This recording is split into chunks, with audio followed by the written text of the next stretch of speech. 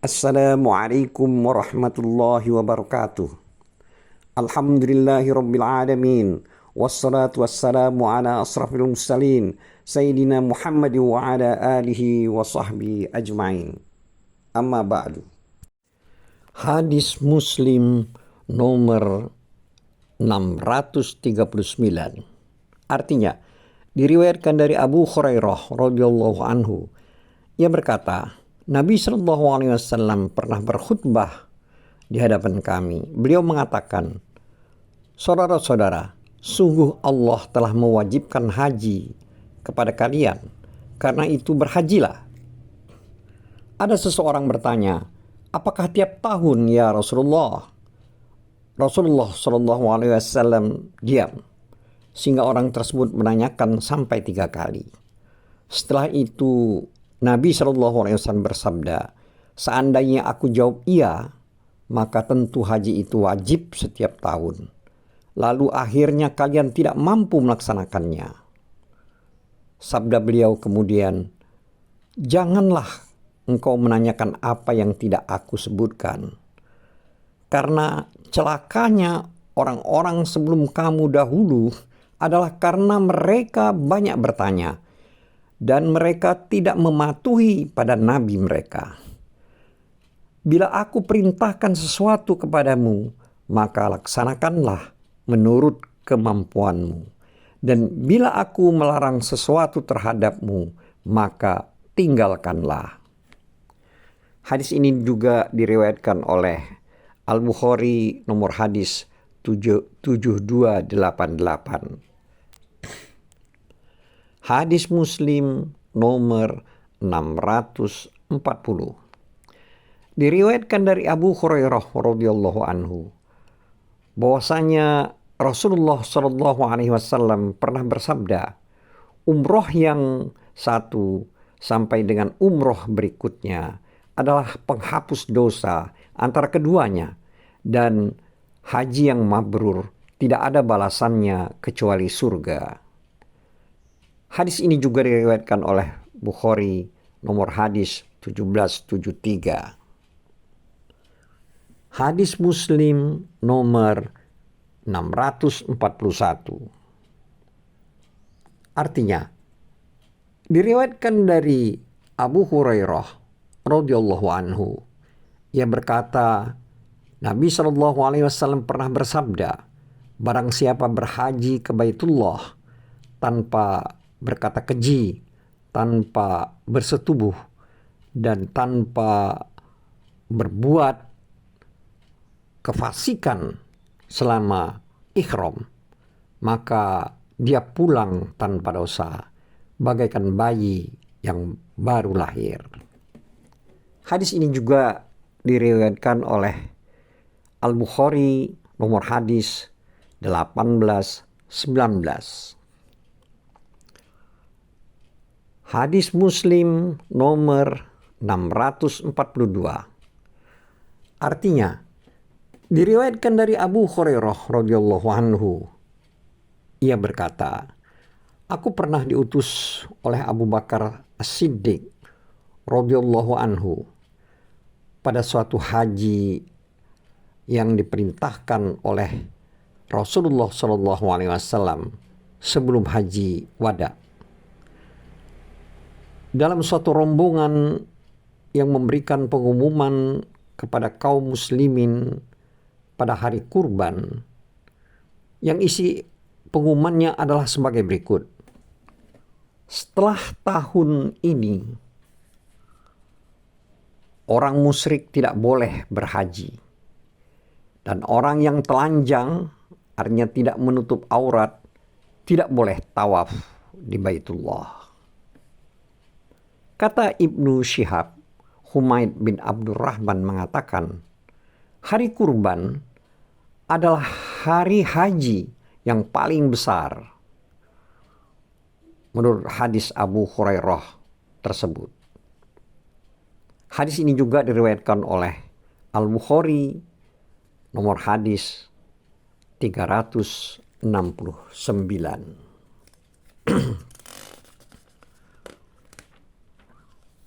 Hadis Muslim nomor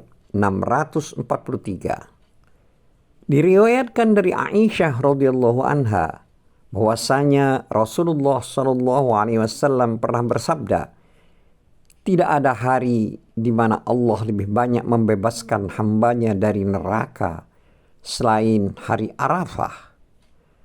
Pada hari itu Allah mendekat, kemudian merasa bangga terhadap para malaikat dengan orang yang wukuf. Lalu Allah berfirman, apa yang mereka inginkan, tentu aku kabulkan.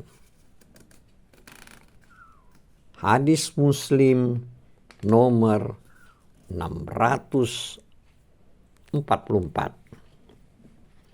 Artinya, diriwayatkan dari Adi Al-Azdi radhiyallahu anhu bahwasanya Ibnu Umar radhiyallahu anhu pernah mengajarkan kepada para sahabat bahwa Rasulullah Shallallahu alaihi wasallam bila telah berada di atas ontanya ketika hendak berangkat dalam suatu perjalanan, beliau bertakbir 3 kali, lalu membaca doa yang artinya, Maha Suci Allah yang telah menundukkan semua ini kepada kami, padahal kami sebelumnya tidak mampu menguasainya. Dan sesungguhnya kami akan kembali kepada Tuhan kami. Ya Allah, sungguh kami mohon kepadamu kebaikan dan takwa dalam perjalanan kami ini, serta amalan yang Engkau ridhoi. Ya Allah, berikan kepada kami kemudahan dalam perjalanan kami ini, dan dekatkanlah jauhnya perjalanan ini. Ya Allah, Engkaulah yang memiliki, yang menguasai perjalanan ini, dan Engkau pula yang mengurus keluarga kami.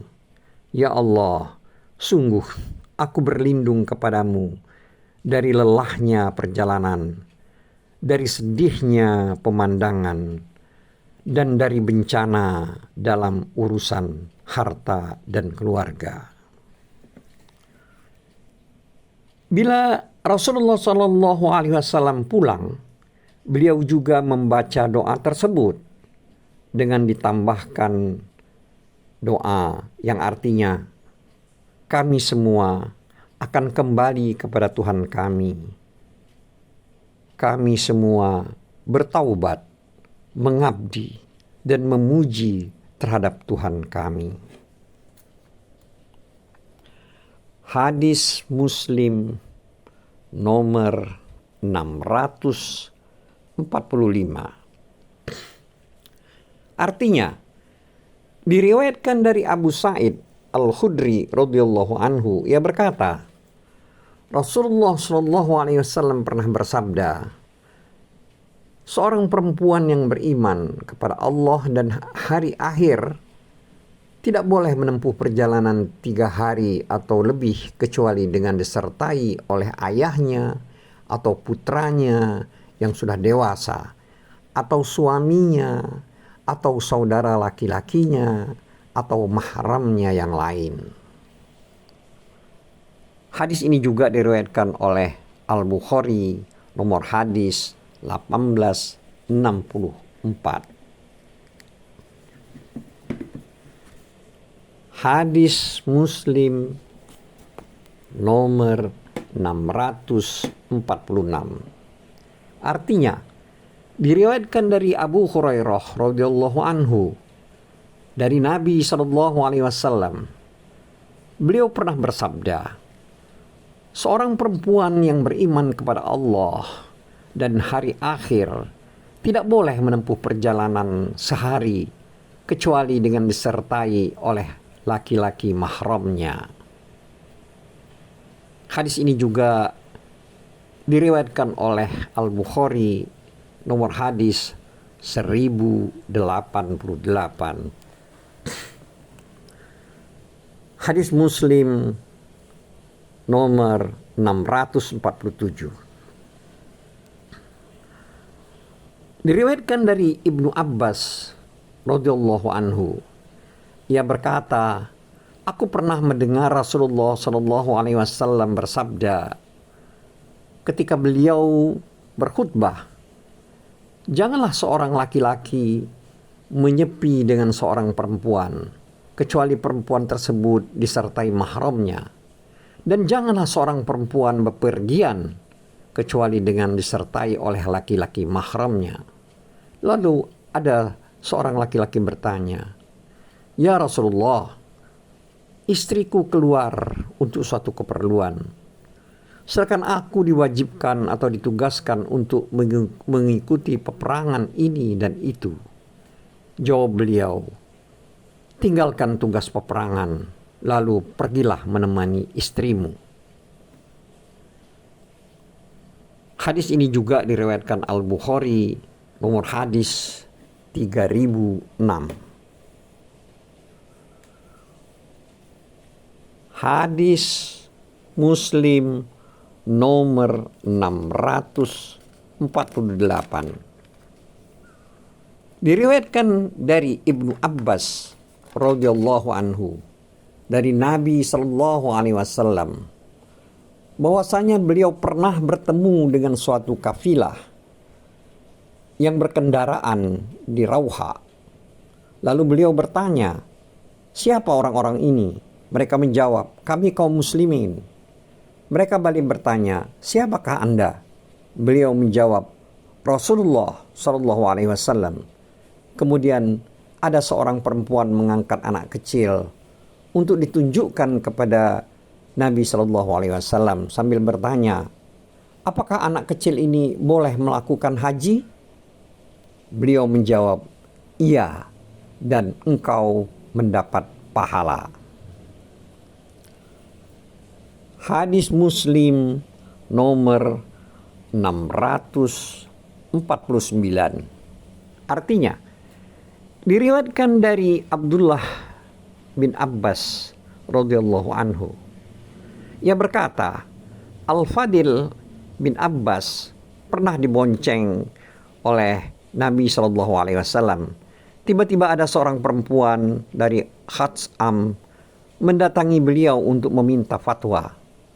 Al-Fadil memandang perempuan itu dan perempuan itu pun memandangnya.